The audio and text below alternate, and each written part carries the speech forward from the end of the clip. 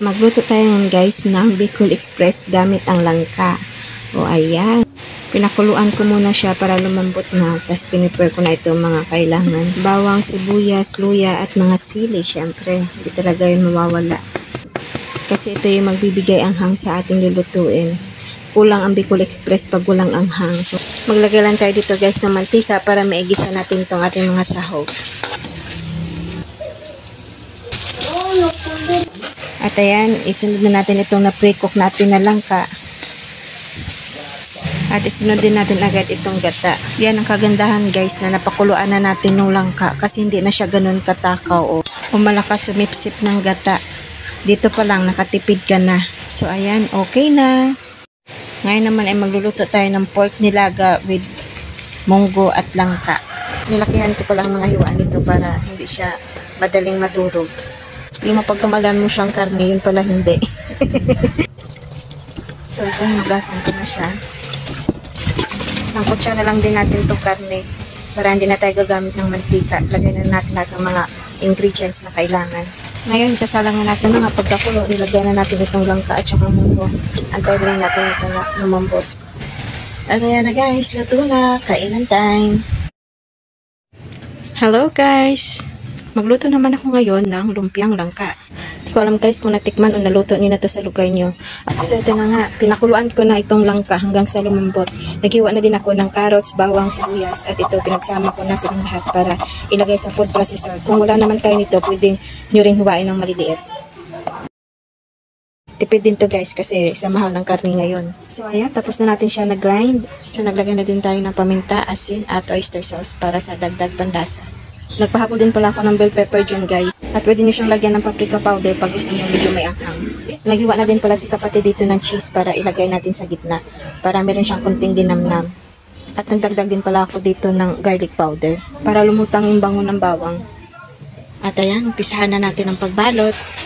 Mas maganda kung small size lang ng wrapper ang gamitin natin para sakto lang sa laki. Ito kasi siya wala nang available sa palengke kaya hiniwa na lang namin sa gitna dahil malaki yung nabili namin.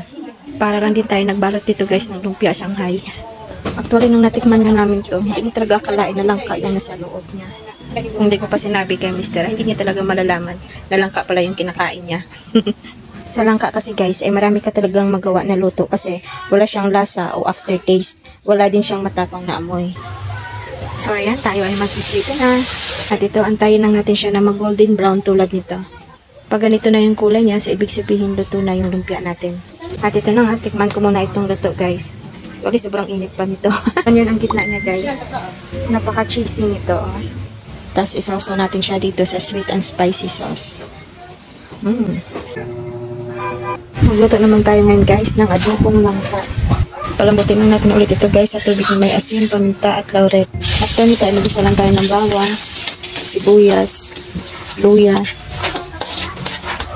at tanglad pang pabango. Next ay ilagay natin ang pinalambot na langka. Lagyan din natin siya ng kunting sabaw ng pinaglagaan. Ngayon punta natin ng toyo, suka, asukal, at oyster sauce. Hayaan mo nang maluto na ilang minuto hanggang lumapot ang sauce. Gagawa tayo ngayon guys ng salad na langka. Ayan guys, buong langka na yung binili ko dito.